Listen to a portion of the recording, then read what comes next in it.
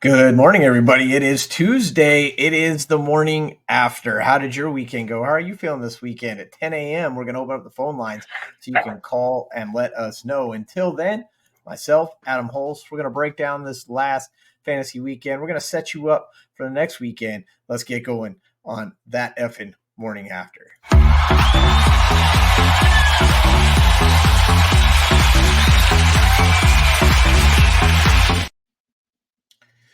And good morning. How are you doing, Adam? It is the morning after week 5.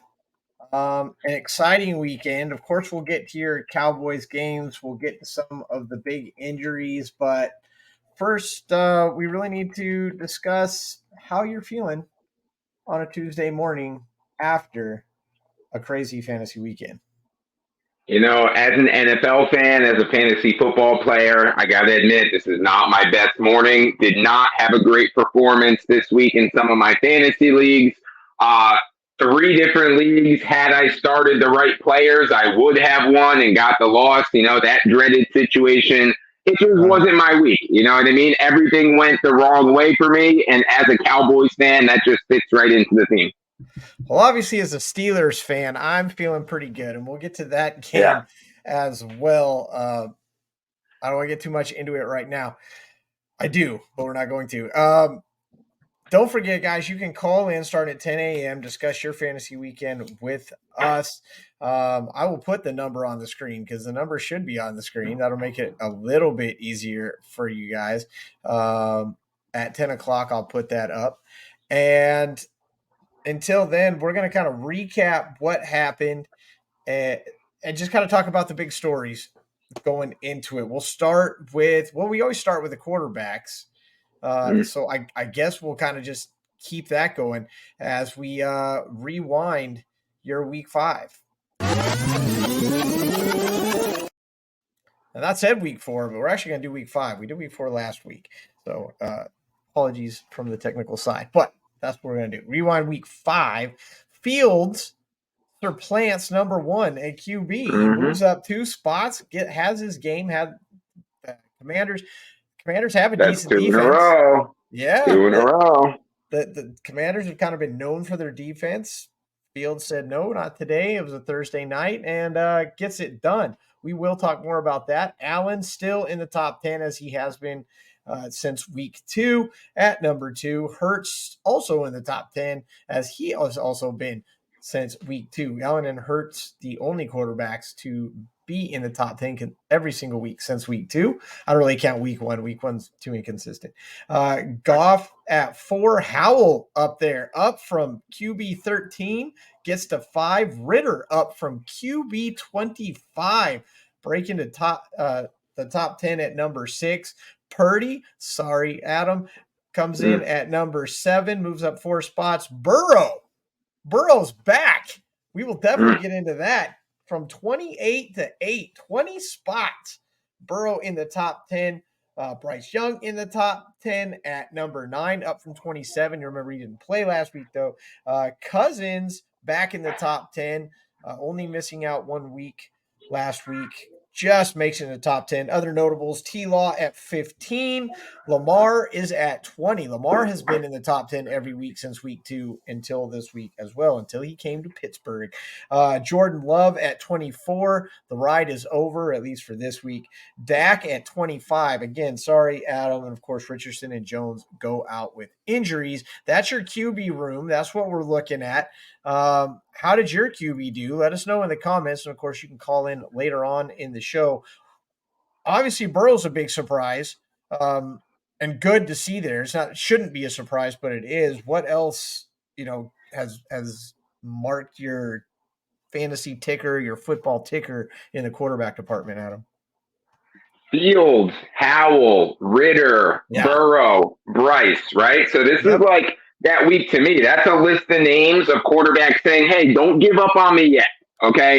Hasn't been necessarily a great start to the year. A lot of people, jumping ship on Fields after a few bad weeks. A lot of people, liked Ritter as one of those deep sleeper quarterbacks this year, maybe in your Superflex league as a QB3. He's been dropped by just about everybody. So again, that list of quarterbacks, it's like, look, let's just remember, we're only a month into the season. It's only the first quarter of the season. We're going into the second quarter now. So let's just see how that plays out.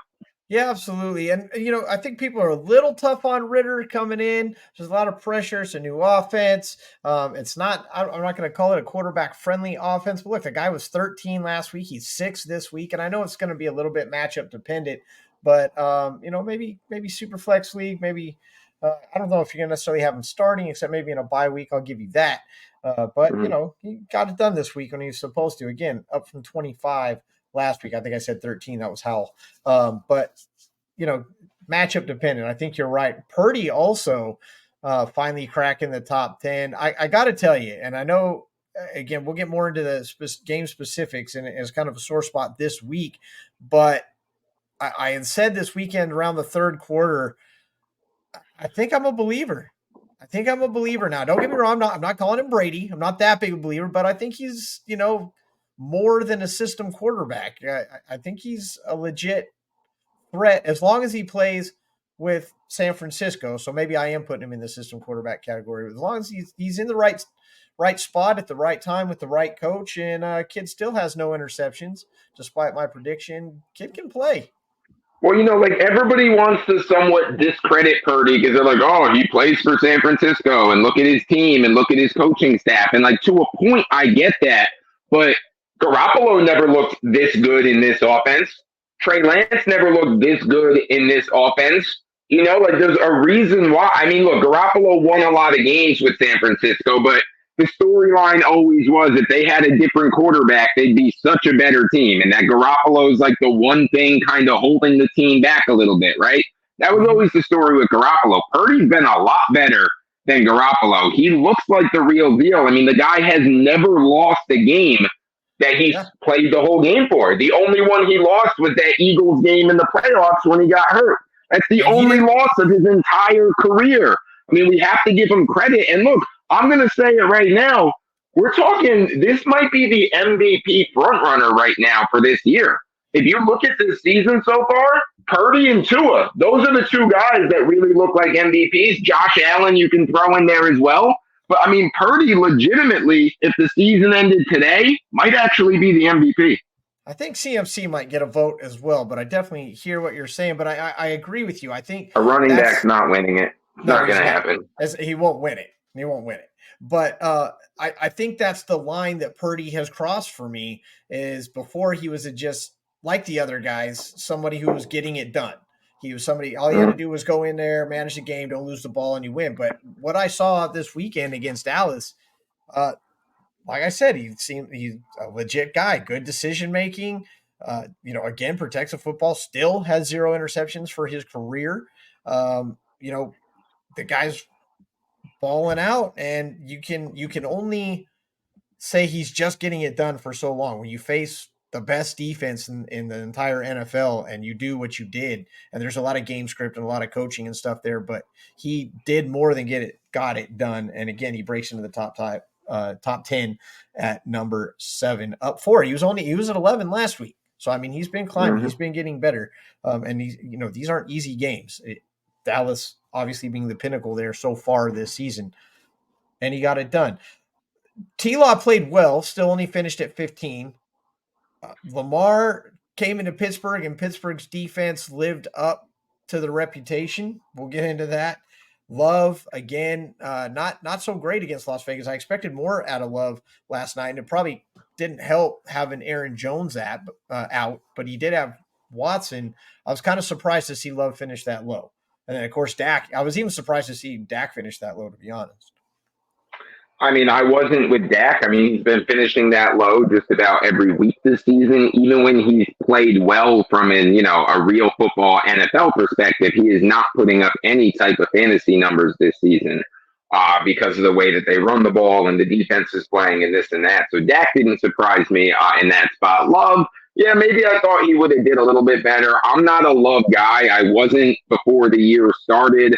I didn't buy in when he had a couple of good games to start the year. I don't think he's a disaster. I don't think he's necessarily going to be a bust of a starting quarterback, but just his skill set and the way I see him play, he's like a middle of the pack guy to me.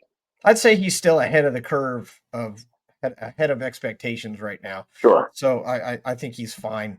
He's almost came back and won that game. So, I'm not trouncing on Love. Like I said, I was surprised to see him finish that low. Remember, guys, you'll be able to call in. Phone lines will open at 10 o'clock. Comment box is always open. Let us know about your fantasy comments, questions, concerns, your big wins, and your, I did lose one by 1 point this week, so that definitely falls into that category. Last night, actually, too, got me by 1 point on Green Bay's defense.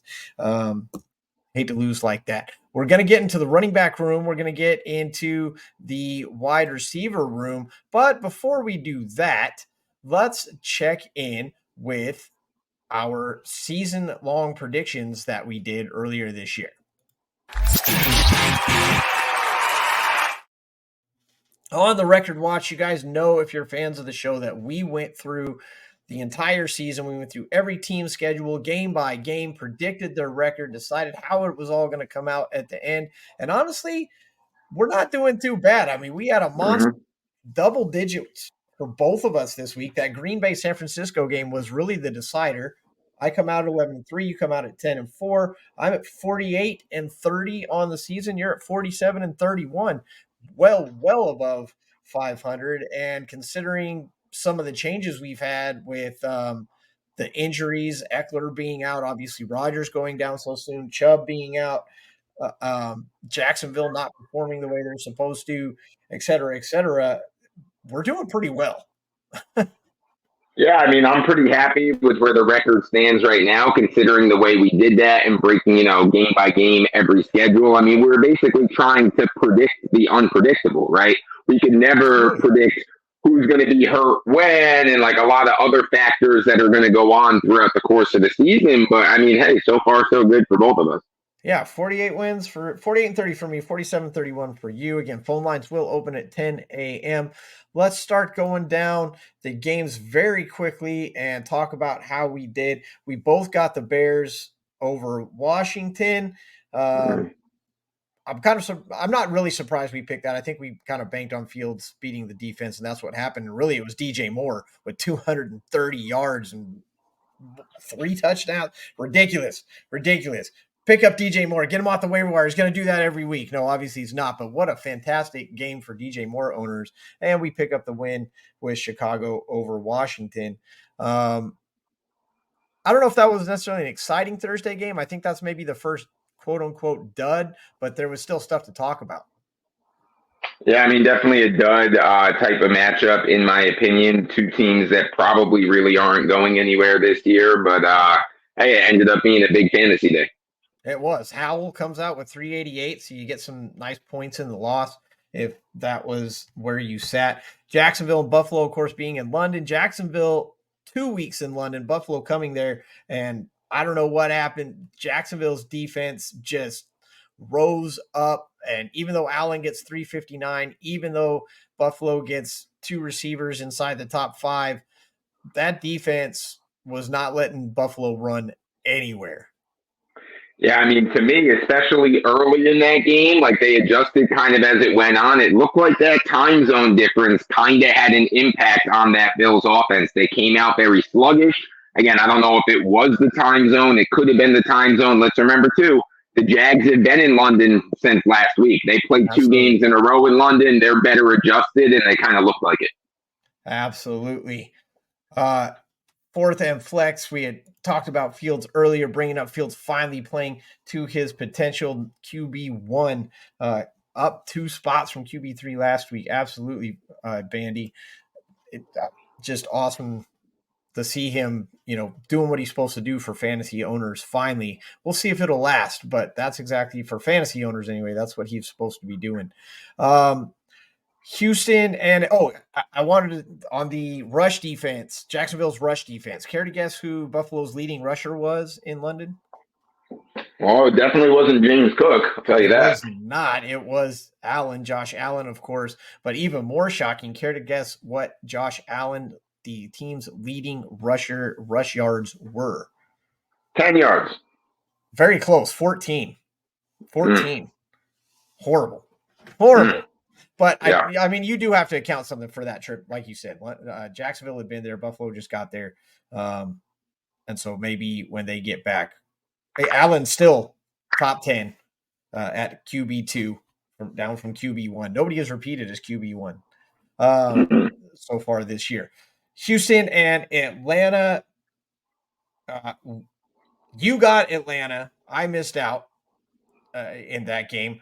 Houston playing well above potential this year. Couldn't pull this one down. It came close. Atlanta, honestly, this was the one where Ritter rose up. We talked about Ritter finally stepping up to the plate, doing what he's supposed to do, QB6 this week, and that's what he did, and that's why Atlanta walks out of this one. Anything to say on that one before we move on? Maybe Ritter had a little bit of motivation. Everybody's down on Ritter. Everybody's hyping up how great C.J. Stroud is, right? And C.J. Stroud has been phenomenal. But maybe Ritter, used that as like a little bit of fuel this game. Leading rusher Dameon Pierce was 66, still never over 100 this season.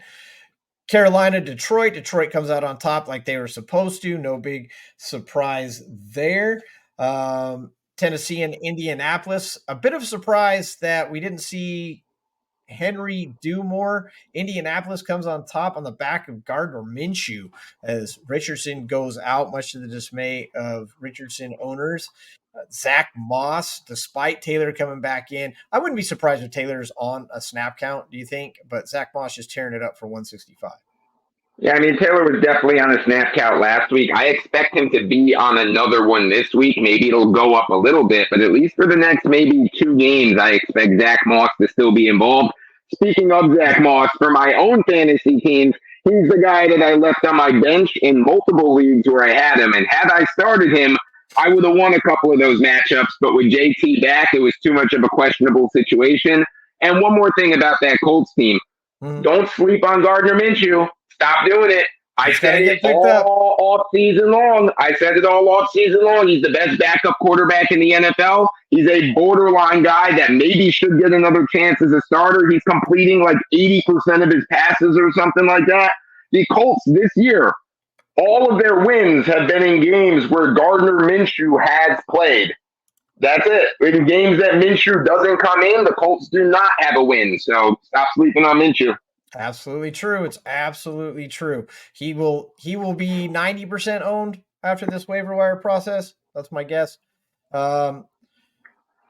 Let's see. Oh, Bandy brings up Thielen. Yeah, Thielen over 100 yards again in Carolina, back up a couple games. Absolutely right. Man, I did not see that coming. I figured he's going to be the veteran. He would be the guy, the clutch guy. Honestly, I think it's kind of a testament to how bad it is in Carolina. And that's not to disrespect Thielen, but the fact that your slot guy has to be your number one guy every single week. Is supposed to be your downfield guy, right? Yeah, I mean, Thielen went undrafted in a lot of leagues. Like, he was getting no fantasy buzz, like, before this year started. But now he's, like, a double-digit target machine. Like, it's crazy. The volume he's getting is, like, wide receiver 1 volume. It's nuts. And guess what? This week when he plays the Dolphins, get Thielen in every lineup because all the Panthers are going to be doing is passing this week. So Thielen is a lineup lock this week. Yeah, they'll give up money. The Dolphins will give up. Yeah, value. Bandy says the Dolphins will give up pass yards because they know that they'll get them back when they get the ball back. They don't mind. Speaking of Miami trounces the Giants like we thought. Tua over 300. Devon Achane 151. My wife has him. Good night. I hope you learned your lesson and you played him this week. I have a feeling you did if you had him. Tyreek Hill 181. This Miami offense is off the chain. The dogs are loose, and I don't know that there's really a lot of people standing in their way right now looking at the schedule. It's a nice schedule. They have the 4 fastest guys in the entire NFL are on the Dolphins offense. Mostert, Achan, Tyreek, and Waddle. I mean, it's just speed. Like, good luck keeping up with them. And they're showing that system that they're doing over there, it's working. Yeah, and Miami doing the right thing. What they're doing is they're using that speed to clear out the middle, to clear out the underneath for Achan. So for the running game. And so they either go deep if they have it, or they're handing it off and letting the receivers run it out, so there's not as many people to beat, and that's why you're getting these big yards. Speed kills, and they finally put it together in Miami. New You Orleans can't teach speed. You can't teach speed. You either got it or you don't. I love it. Can't teach speed. New Orleans and Miami did not see that coming at all. Man, we both called that one wrong. A blanking. I kind of could have seen it maybe going the other way, but 34-0. Derek Carr, 183, Kamara, 80. The stats were not huge in a 34-point win, but there it is. New England in big, big trouble. Bandy brings up the two biggest losses of Belichick's career now have come in consecutive weeks. Last week to the Cowboys, this week to the Saints are the two biggest loss deficits of his entire career. Mac Jones looks like a disaster. The Patriots are in big, big trouble, and they might be picking at the top of the draft next year. Surely looks like they're going to be somewhere in that top 5 to 10 range. Yeah, absolutely. Making a little note here. Let's see, Baltimore and Pittsburgh. I turned this game on just in time. I had some things going on, a tree fall in my yard, and big things. Got inside just in time for the fourth quarter to watch the comeback. I have Pickens. I have mad shares of Pickens. Wasn't doing great at like 60 yards, 50 yards, and then they knew I was watching. The switch turned on, and wow, Pickens for 130, doubled his yards in front of my eyes. Defense stepped up, blocks a punt. It was ridiculous. It was ridiculous. And Baltimore absolutely fell apart. Like I said, Lamar Jackson has been in the top 10 every week since week 2, except this one, because he came to Pittsburgh and Pittsburgh laid it down. And look, TJ Watt is an absolute closer. He comes up clutch in big moments every time he has to. He shut this game down at the end too, and it just seems like that's what this guy does all the time. Like, there's not much of a more clutch defender in the NFL than TJ Watt.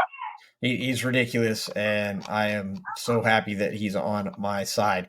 The Philly-Rams game, the Philly game, it was all Philly. The Rams putting together a little bit, but you didn't get your fantasy output. You didn't – and I don't think you should have been expecting a lot from Kupp coming back. I mean, they weren't going to let him off the leash in this game. There's no way they were going to do that in his first game back.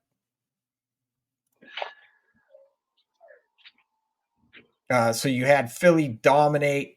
Jalen Hurts over 303. Jalen Hurts the leading rusher at 72. A.J. Brown 127. No big surprise here. Cincinnati. Burrow looked good. Can we talk about Burrow? Burrow looked good. I saw him moving around in the pocket. I saw him planting. I saw him obviously making dime throws.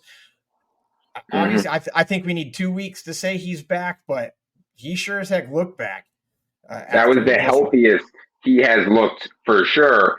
And I guess he got the message from Jamar Chase last week when Jamar Chase went to the media and said, I'm always effing open. He's just got to throw me the ball.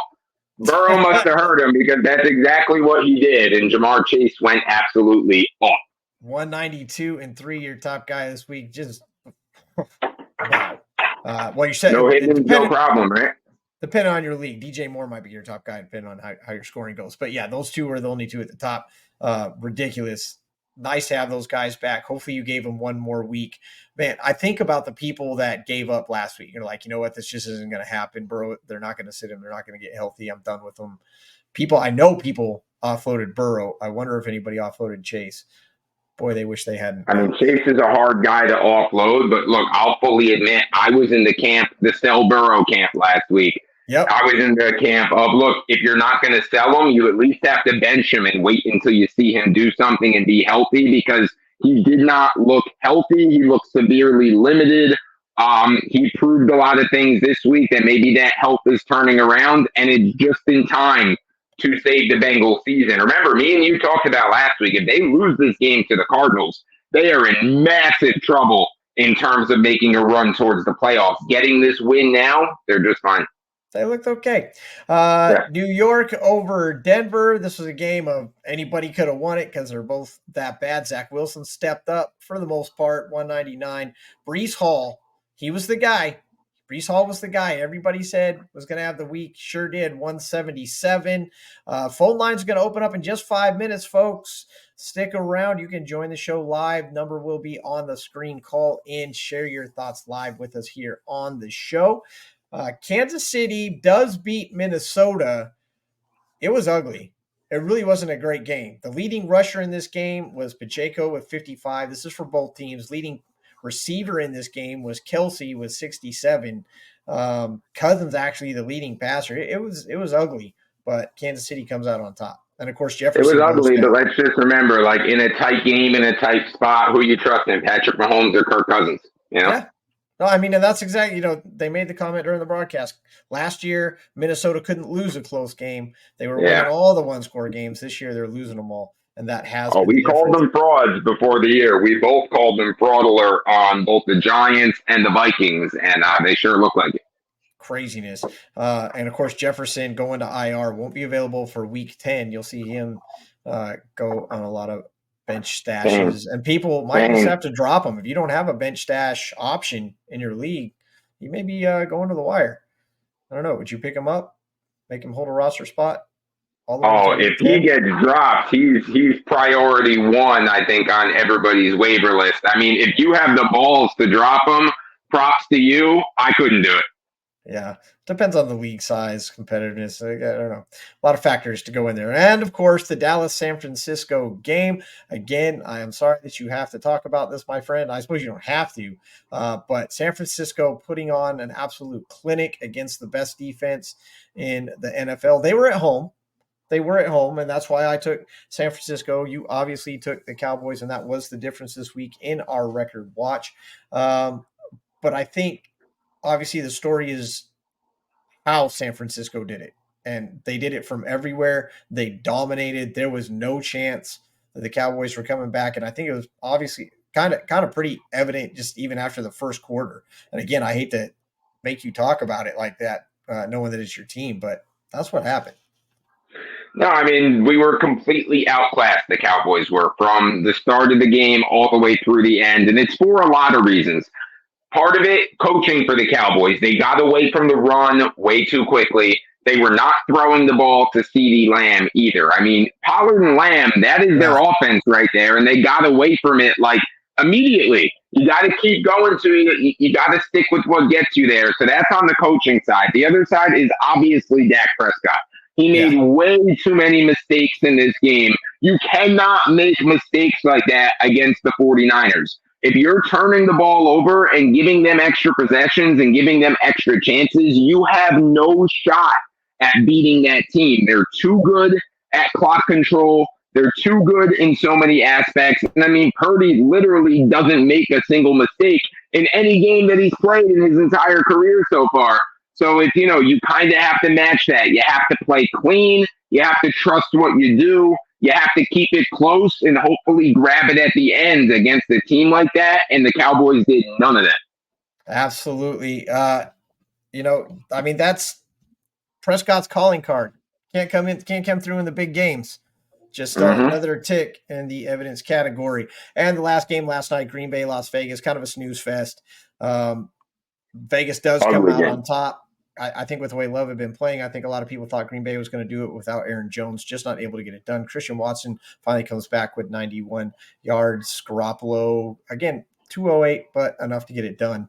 And that's what happened. And that's our look back at the schedule, at our predictions. We are 2 minutes away from opening the phone lines. And so we are going to check the pulse of the NFL with Adam Hulse. Code blue. Oh my God! All right, ladies and gentlemen, here we go. I'm going to hit Adam with some observations, some questions, some things that are happening in the NFL. He has not been briefed on this, by the way. He has absolutely no idea what I'm coming with. And he's going to kind of give his first take, first feel reactions coming off it. Pierce, Kamara, Mixon, Gus Edwards, all have failed to eclipse 100 yards this season. Gus Edwards' best game is 62. What's going on with these guys? Well, I think Kamara is still kind of rounding into form, and I kind of still like Kamara's outlook a little bit, especially because the way he's used in the passing game as well. Let's remember, he missed his first 3 games of the season with his suspension. He was away from the team. So he's essentially a couple weeks behind everybody else and kind of getting up to speed. The other guys, there's not a whole lot to like about them right now moving forward. Their outlook is looking negative. We talked about the San Francisco-Dallas game. We talked about the clinic that they put on. Did you know that San Francisco's leading rusher was not CMC? It was Mason with 69 yards, CMC number 2 with 51, and yet the domination. How do you explain that? Garbage time. That's a very simple explanation. They didn't have to use CMC a whole lot in the second half because they blew the doors off the Cowboys. So give the backup some work. Give McCaffrey a little bit of rest while they had the opportunity to do so. Simple explanation. Garbage time. 7 teams this week. 7 teams come through with a 100-yard receiver. That's it. Even less for rushers, but only 7 teams. Miami, let's see what we have. Miami, Chicago, Carolina, Cincinnati, Tennessee, Pittsburgh, and Philly, the only teams to turn in a 100-yard receiver. Last week, huge numbers for wide receivers. This week, and it's been up and down. It's been a roller coaster all year. Why the roller coaster? How do we get out of a week in the NFL that's built around passers with only 7 eclipsing the 100-yard mark? Yeah, I mean, it seems like a lot of teams are choosing to spread the ball around a little bit more, right? And kind of exploit the favorable matchups kind of in the passing game. Less teams, it seems like, are forcing the ball into double coverage to get it to their playmakers. And it's more that mindset of we're going to take what the defense gives us. Remember, at the start of last year, there was kind of a shift in the way a lot of teams were playing defense. That too deep safety look is like all over the NFL now. There's a lot less single high safety. A lot of defenses are playing that bend but don't break style. Let's not get beat by the home runs. And I think that's kind of affecting the output of some of these receivers. Absolutely. Last one, I told you, Purdy has made me a believer. I believe the kid can play. I believe he's more than just a get-it-done guy. What about the other guy with 0 interceptions in his career, and that's C.J. Stroud? Is he the guy? Is he the one? Are we jumping the gun too early on C.J. Stroud, or has an Ohio State quarterback finally risen to the greatness that he's supposed to be? Hey, well, I mean, we got 2 Buckeye quarterbacks playing really well right now, at least over the last 2 weeks with Fields and Stroud. But look, Stroud looks the part, right? He hasn't thrown an interception yet. He's really reading defenses and being very smart for as young as he is, which is kind of his calling card, right? That's why me and you both liked Stroud more than Bryce Young. That was one of the reasons, at least, when it came to the draft last year, size being another one with Bryce Young being so small. But I mean, that's what Stroud did in college as well. He broke down the defense very well. He's very smart. He understands the scheme. He understands what the defense is trying to do, and he can make those quick decisions on how to counteract it. I mean, he's not playing like a rookie. The way he's played through 5 games, he does not look like a rookie. So very bright future it's looking like for Stroud, which also, by the way, I mentioned last week, it's not like he's doing it with Tyreek Hill and Jalen Waddle. He's doing it with Nico Collins and Tank Dell. You know what I mean? Both of which I have big shares of. And that's a quick look of Pulse with Hulse. Code blue. Oh my God! Let's open up these phone lines. As we open up the phone lines, they're open to you. Give us a call. Join the show. The lines are open.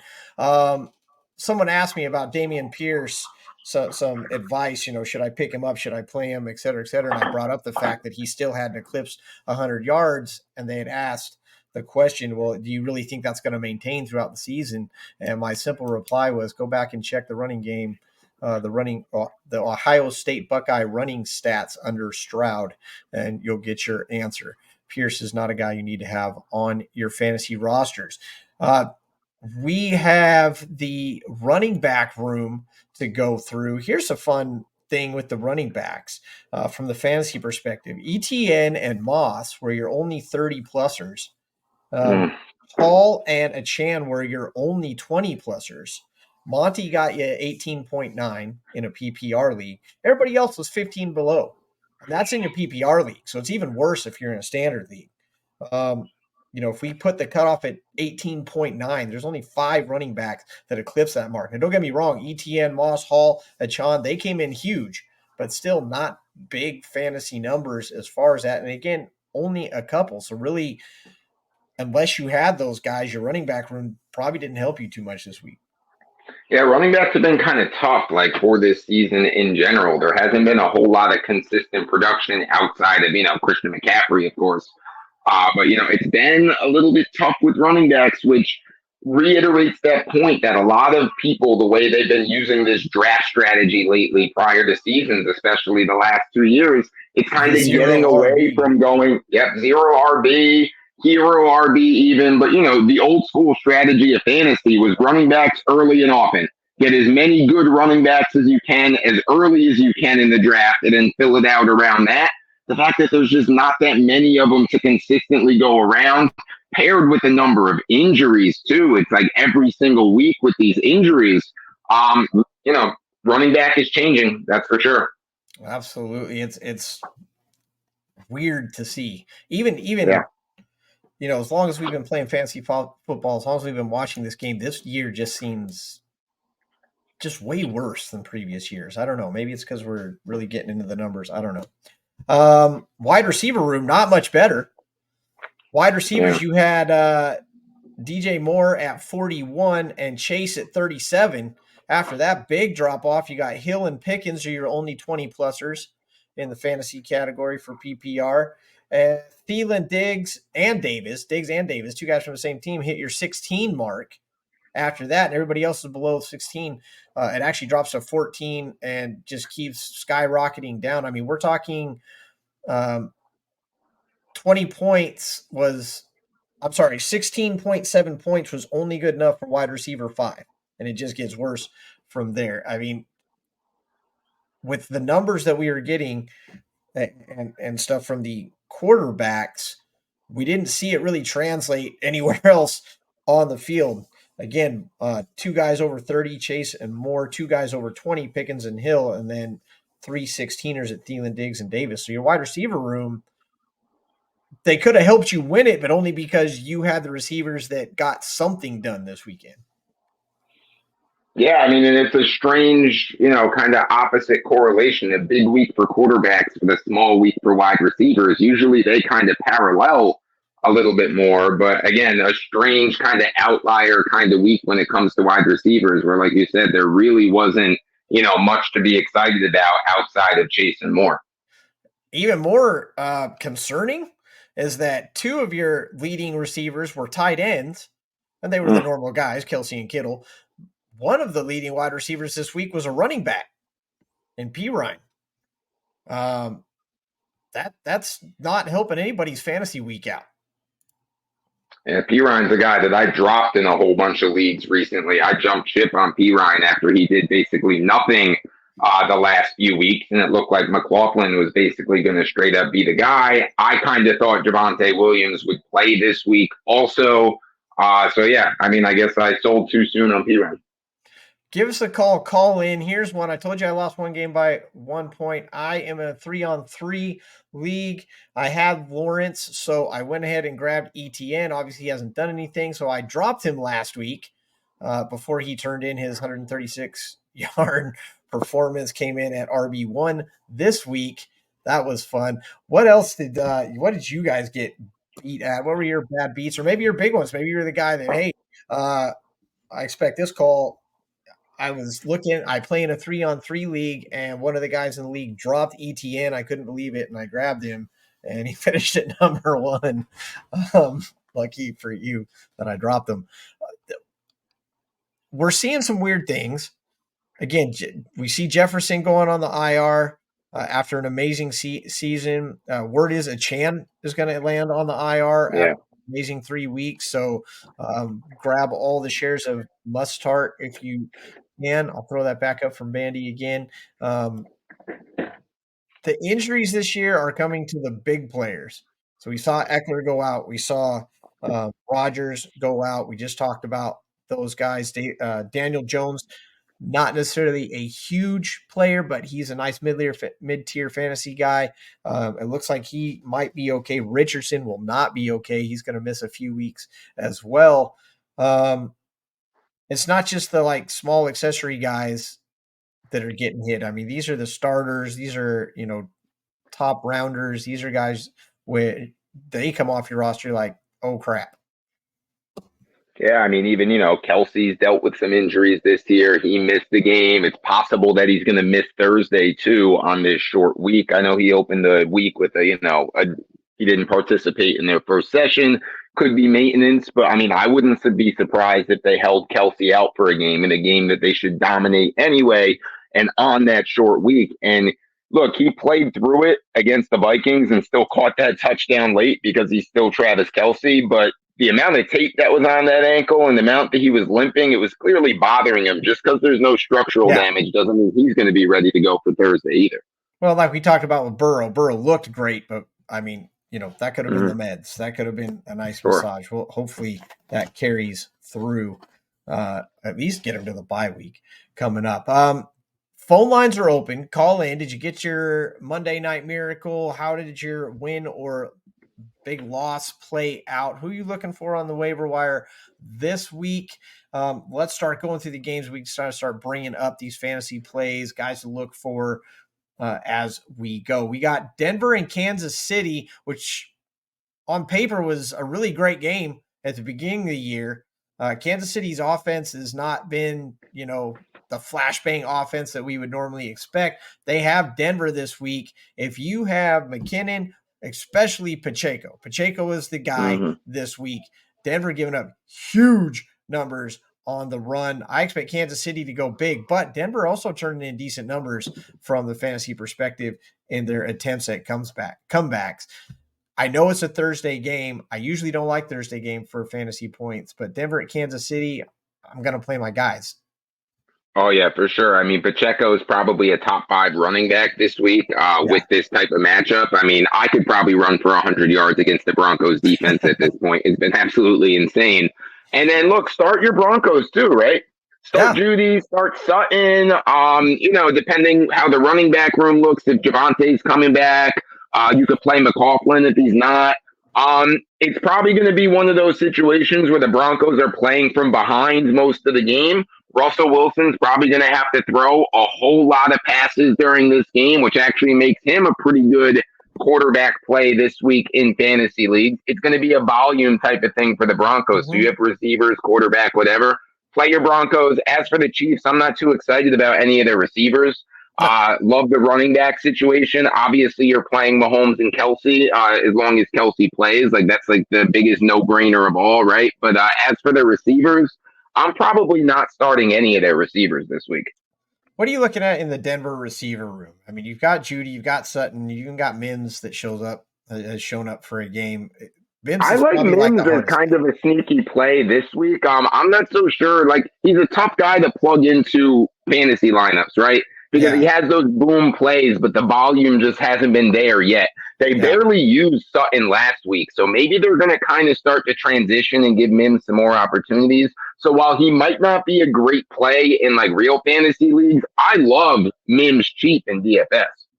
Yeah, no, I like it too. I do think it has to be a deeper roster, a deeper league, but I think it can be done. The commissioner from TSS Fantasy, Jason Cooper, Jeff Wilson, waiver wire target. Already got him in my IR bench. Hopefully he comes out. Obviously, Mostert's going to get most of the carries, but yes, absolutely. Big supporter Jason is of America's team, as he's calling the Miami Dolphins. So not odd to see his support for them there, but it's actually a smart play. You like that one, Adam? Yeah, I mean, for sure. With Achan looking like he's definitely going to be out for a little while, might even end up on the IR, it's sounding like at this point. Yeah. I just said Pacheco's probably a top 5 play this week. So is Mostert. He's probably a top 5 play this week also. I mean, especially against Carolina. I mean, geez, Mostert is right towards the top of those running back rankings this week. But I do agree with Cooper. If Jeff Wilson Jr. is available in your leagues, why not pick him up? Especially in a week that this isn't a good waiver week, right? Like if you kind of peruse your waiver Yeah. wires a little bit for this week, there's not a whole lot out there, not a whole lot to be excited about this week. So why not Jeff Wilson? Yeah, I mean, people are talking about your running back in Denver. People are talking about Minshew. Like I said, Minshew's probably going to be 90% owned after this week. But yeah, a lot of you're going to have to look for the sneaky plays, look for the guys that people didn't realize that were there, stuff like that. What about Addison? With Jefferson going down, Addison's value has to go up. I know he's out there in leagues, and then there's other supporting receivers. I mean, do we chase the Minnesota wide receiver room, or was Jefferson really kind of about it? And then what does this do to Cousins' stock? Well, I mean, I love Addison this week with Jefferson out. I mean, Addison's been sneaky productive, sneaky good this year so far. So, I mean, if you have Addison, I think you definitely have to start him this week in your lineups with no Jefferson. And then, the question to me is more around a guy like KJ Osborne. Like, do you want to go out there and pick up Osborne? If you do, are you really considering plugging him in? He's the big question mark, right? Because for me, I'm definitely starting Addison. It's the Osborne situation that's like, Cousins making the top 10 every week except last week. Just cracking the top 10. They have Chicago this week, a nice defense to go up against. It'll be interesting to see. And they'll probably still be playing from behind. It should be, a high offensive response it's game. A favorable matchup, and that is a lot of targets that are available right now. Absolutely. Baltimore at Tennessee. This one, you would think that this is going to be like a defensive struggle, but after what I saw from Baltimore just collapsing on defense last week, I don't know. Baltimore, again, Gus Edwards is not over 100 yards in any game this season. Tennessee's, of course, bread and butter is their run defense. I said during Wake Up TSS Fantasy not to play the Pittsburgh Steelers running room because they were going against Baltimore. It was the right call. King Henry is my question. Didn't really show up last week. He had the one game. We thought he might be back. He goes up against a Baltimore defense that still has not allowed a rushing touchdown. King Henry, got to sit him. And, it's not just this year either. I mean, Baltimore's defense the last few years has been so good consistently against the run. They can be beat in the passing game, but they are very good at shutting down the running game, which, as you just said, that's kind of all the Titans really do is run the ball with Henry, who's been not Derrick Henry this year. He doesn't look like Derrick Henry anymore. And all of those touches, the 300 plus a year that he was doing, it looks like it's finally caught up with him. He's a hard guy to leave on your bench, right? Especially with the way we just talked about a few minutes ago with the lack of reliable running back options this season in general. It's hard to leave Henry on your bench, but if you can, I don't think it's out of the question. I like that. It's not out of the question. But, for who, right? Don't just say bench Henry no matter what. But if you have a third option that's looking okay, I don't think Henry has to start this week. But don't go crazy and start Samaje Perine over Derrick Henry or something like that. Look, Houston almost got it done last week. It went back and forth down there at the end. Not a monster stats or anything, but Washington at Atlanta. Both these teams have shown sparks. They've shown that they can win. They've shown that they can get it done. I'm not afraid to play fantasy players at Washington and Atlanta. Are you? No, I'm fine with playing some fantasy guys in there. It's not a matchup that I love because look, the fantasy players from both of these teams, pretty much minus Bijan, are all uninspiring this year in general. You know what I mean? No one's super excited at this point about McLaurin or Dotson or Drake London or guys like that. They've had their little flashes here and there. London's been super inconsistent, and me being one of them, a lot of us are waiting for him to kind of explode and waiting for him to get back to kind of what he was doing last year. And he's shown flashes, but he's also had some complete duds. He's one of those, boomer bust type of guys right now with a very, very low weekly floor. But this is the kind of matchup that maybe he can do all right. He was top 5 in target share last year. Per team, and it's not paid off this year. We talked about Minnesota at Chicago. Play Fields. Give Cousins a shot against the Chicago defense. I think he can come through for you. Seattle comes back off the bye at Cincinnati when Cincinnati's starting to heat up. We might get the game that we were hoping for here. Yeah, I mean, this all of a sudden is a very intriguing matchup, right? Burrow looking healthy again last week. If that's the case, if he's finally over whatever was wrong with his calf, this is a really fun matchup. Yeah, maybe Mixon can get his second 100-yard game of the season. He'll get over 70 yards for the second time this season. Seattle's defense has proven to be, beatable, proven to be a little soft. So I think you can play your Cincinnati guys. Seattle's supposed to be getting better. They have had the bye week, but it's Joe Burrow. If Joe Burrow's on, you're always going to play your Cincinnati receivers. I still like my Seattle receivers. Cincinnati's been playing tough, but coming off the bye, I think Seattle will be able to show up. So I'm playing pretty much all my guys in that game. Well, the question in that game is going to be T. Higgins, right? If he does play this week after missing last week with the rib injury, that's going to be, for me, more the question is, do you start T. Higgins? He's had a down year. He hasn't done a whole lot this season so far. He's hurt right now. If he does play, he's going to be, to me, one of those fringe guys. Yeah, for me, it's maybe Kenneth Walker, too. I'm not sure if I trust Kenneth Walker to get a big day against Cincinnati. I mean, Cincinnati's defense, they're not a wall or anything, but they're an underrated defense, that's for sure. Like, they're not like an elite defense, but people sleep on Cincinnati's defense, and they're actually pretty good. Yeah, they're pretty decent. San Francisco at Cleveland. Here we go. Cleveland's defense supposed to be really, really good. Just dropped it all against Baltimore. This didn't even show up against Baltimore. They were fantastic going into that game, and not now, but they've had some time. San Francisco comes in, though. Obviously, I'm going to give San Francisco the win here, but can Cleveland slow down this San Francisco offense, I suppose, is really going to be the question. I mean, maybe they can, because I do still think Cleveland has a good defense. I, kind of attribute that more to being like an off week. They probably weren't as good as they started the season, with arguably being the number one defense in the NFL through the first couple of games. They're probably not that good, but I don't think they're as bad as they were against Baltimore either. Obviously, if you have 49ers in fantasy, you're starting all of them. It's like at this point, you just start them.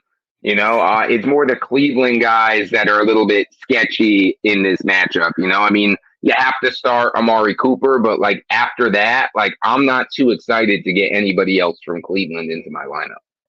Yeah, this one could be a difference maker for us. We have different picks. I got Cleveland losing. You have Cleveland winning against San Francisco. The last game as well, I have Seattle beating Cincinnati. You have Cincinnati losing to Seattle. So interesting there. Next game, we got Carolina, Miami. We kind of talked about them already. Achan won't be there, but Mostert will. Carolina not playing great on defense, not playing much better on offense. Obviously, I bit off more than I could chew in the Carolina room during our predictions, and we kind of thought that might be the case. Maybe not this bad, but Miami really set to just light it up when Carolina comes in. Yeah, I mean, start all of your Dolphins with confidence. If you're a DFS guy, obviously the Dolphins are a good team to target this week. And as for the Panthers, we mentioned it earlier in the show. Get Thielen in your lineups this week. He's done enough volume that, like, he's almost like a lineup lock against just about anybody at this point with the way that he's playing. But in this kind of matchup where they're going to be throwing it all game, I am all in on Thielen this week. Love Thielen this week. As for all the other Panthers, I think Thielen's the only Panther that I'm starting this week. Don't like Sanders right now. Chuba Hubbard has actually outperformed Miles Sanders in back-to-back weeks. I still can't play him. He's still on my roster, but I can't Chuba, Chuba is a bench stash right now because he might eclipse that job and kind of take it over as the year goes. If he's available in your leagues, that's a nice little waiver wire target. I don't know if it's going to matter. I don't know. Probably not. It's probably going to be more of like a 50-50 split, a timeshare type of situation, because Sanders does not look the part. They seem to be preferring Chuba a little bit. They're going to share the backfield, and in that bad of an offense, a shared backfield is a complete avoid for me. Yeah. I agree. What are the games you're looking at? give us a call. Call in, let us know. Indianapolis at Jacksonville. This is an interesting one because this matchup always seems to favor one team over the other, as it did. I don't know what to do with this one. I really don't. I liked what I saw from Jacksonville last week, but then now they got to fly all the way back. They're going to be jet lagged. What's Indianapolis going to do? I mean, I don't know.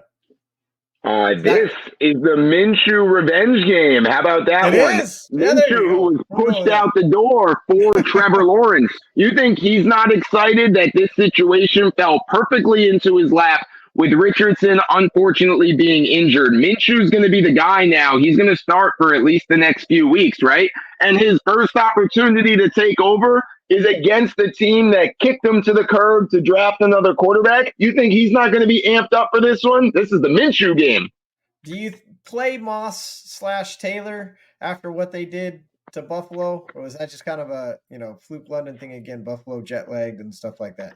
Look, that was a situation last week that I avoided. And as I mentioned at the top of the show, not starting Zach Moss in several leagues this week actually got me a loss in 3 different leagues this week by leaving him on my bench.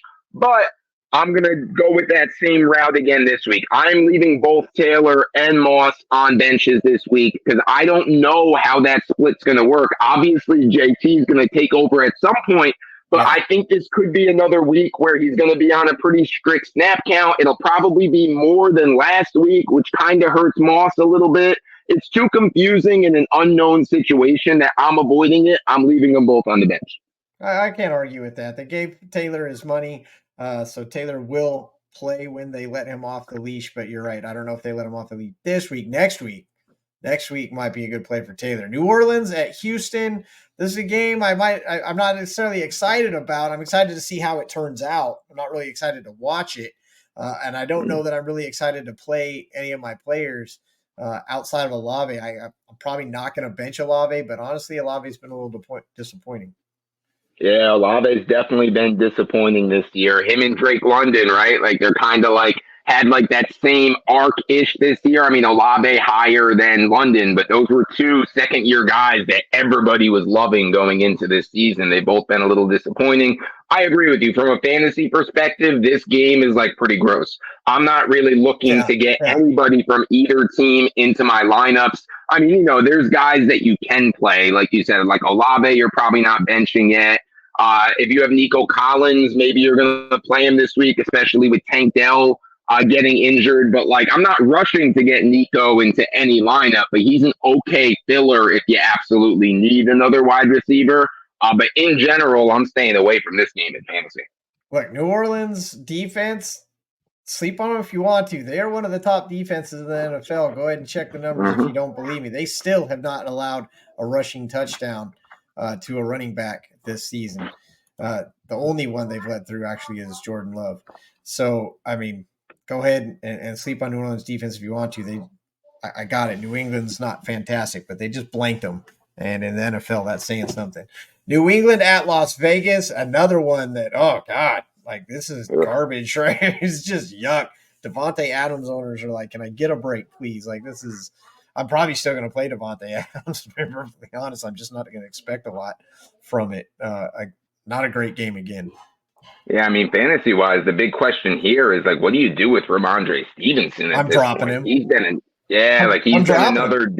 dropping him. Oh, I mean, I don't know if you can drop him at this point. Obviously, depends on your format and this and that. But I can't trade him. I'm surely not starting him.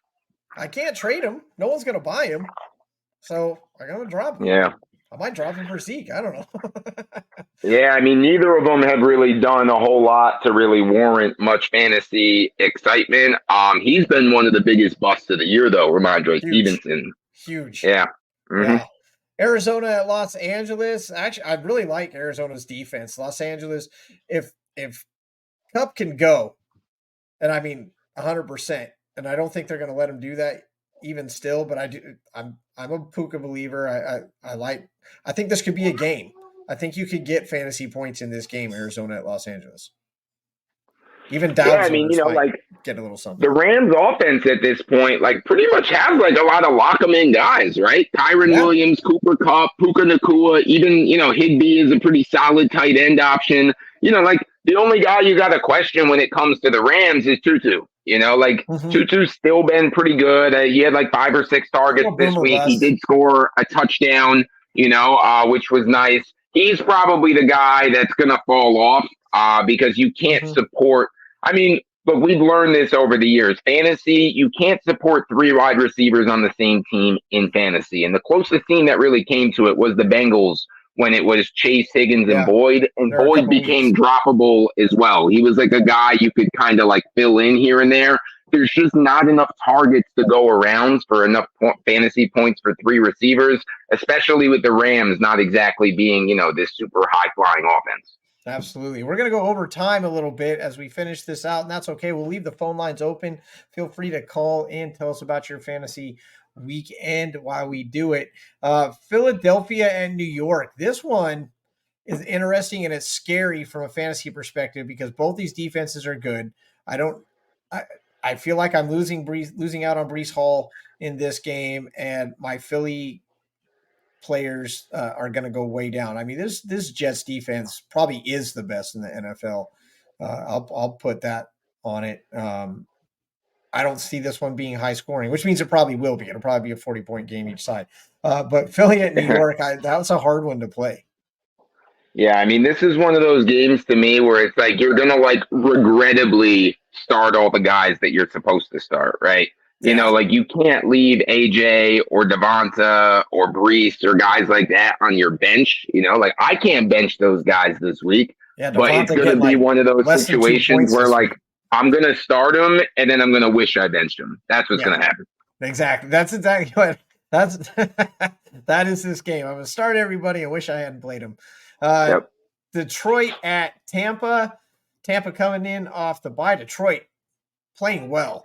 I'm not sure if St. Brown is going to come back this week. I know he'll try to get some practice in. If he gets some practice in, he'll definitely be back. He was ready to practice. I don't think he was game ready, and they were smart to sit him. But I imagine he's going to be back.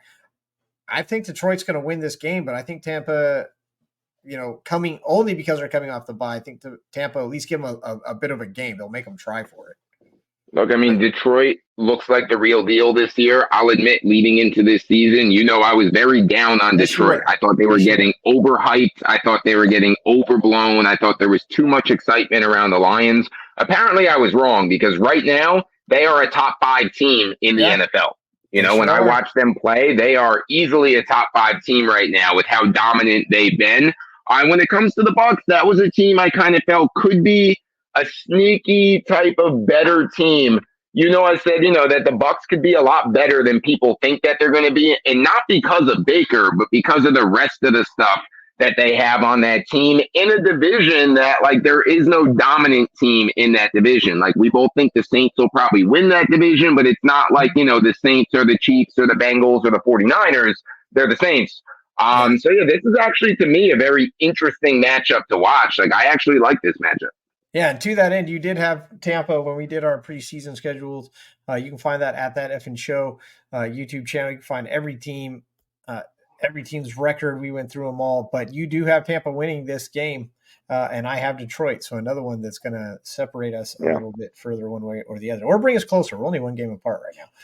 New York at Buffalo. Buffalo players, play them all. Hooray. It's birthday time. Like, bring them all to the show. James Cook, bring him in. He had a bad week. He's going to be fine. Buffalo is going to fly off the handle. I wouldn't be surprised if they change this game, especially if Jones is out, if they flex out of this spot for the Sunday night game. But Giants at Buffalo, really a no-brainer in this one. I wonder if Barkley will be back. Yeah, I mean, we're questioning if Barkley's going to play. It doesn't, we'll see what happens with Daniel Jones. But, hey, if Jones is out, is this the Tyrod Taylor revenge game? Spent a lot of his career with Buffalo. How about that? Hit the waiver wire now. Don't do it. But, I mean, if Jones can play, if Barkley comes back, they will not flex this out. It's a battle in New York, big ratings, East Coast ratings, New York, Buffalo. But it's not going to matter in the outcome. The Bills are going to win this game. whether Jones and Barkley are playing or not. The Bills should dominate. The Giants' defense has been an absolute joke this year. Should be a huge day for Allen, for Cook, for Diggs. I don't really see much of a path to victory for the Giants in this game. Diggs and Davis finishing in the top 5 for wide receivers this week. Well, 5 and 6, depending on your format. Mm-hmm. They could do it again. Dallas at the Chargers.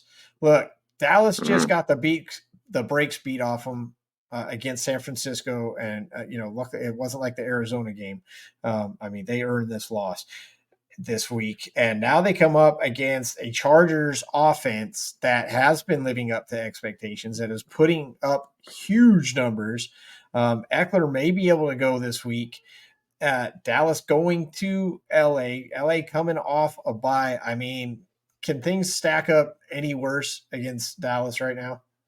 No, I hate this matchup for the Cowboys right now with, like you said, how good the Chargers have been. And a lot of it that has been without Eckler. They've still been that good. They've had this bye week now to kind of get Eckler healthy, also regroup after losing Mike Williams for the season. The bye came at the perfect time for the Chargers. That's exactly when they needed the bye.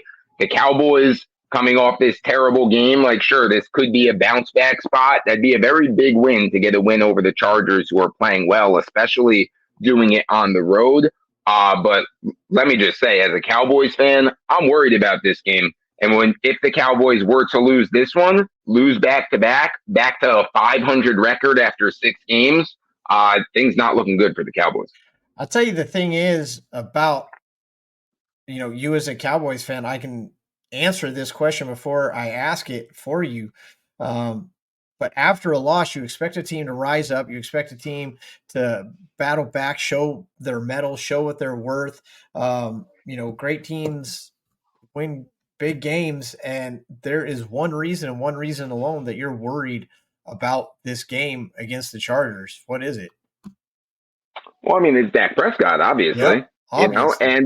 But look, to the Cowboys' credit, when they had that disaster loss against the Cardinals and just literally didn't show up for that game, they came back the next week and blew the doors off the Patriots. They bounced back in a big way. Embarrassing loss this time to the 49ers. Maybe they will show up to play. And of course, Dak Prescott's an issue in this primetime game on the road against a good team like the Chargers. But let's not forget either, the Chargers are the masters of losing these types of games as well. So, yes. It's not like we're going to Kansas City.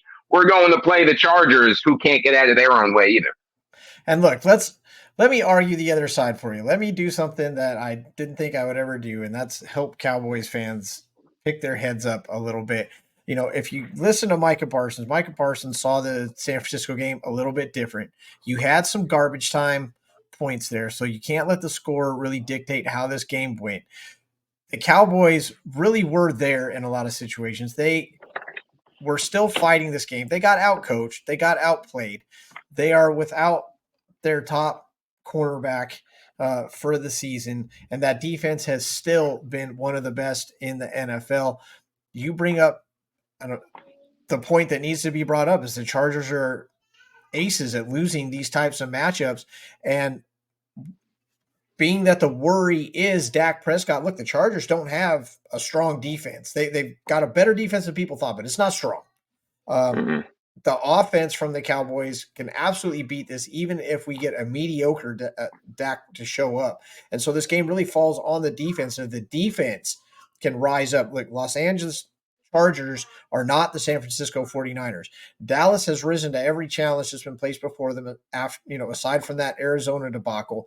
That defense has carried this team and allowed the offense to operate.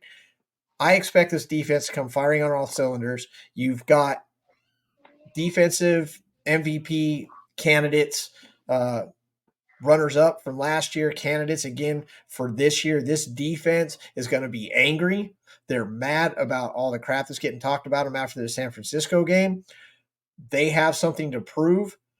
And as you said, this really comes down to the Los Angeles Chargers offense versus the Dallas defense. Dallas Cowboys faithful, pick your head up, because if your defense is as good as they are supposed to be, honestly, Dallas should be favored in this game if we're looking at it that way.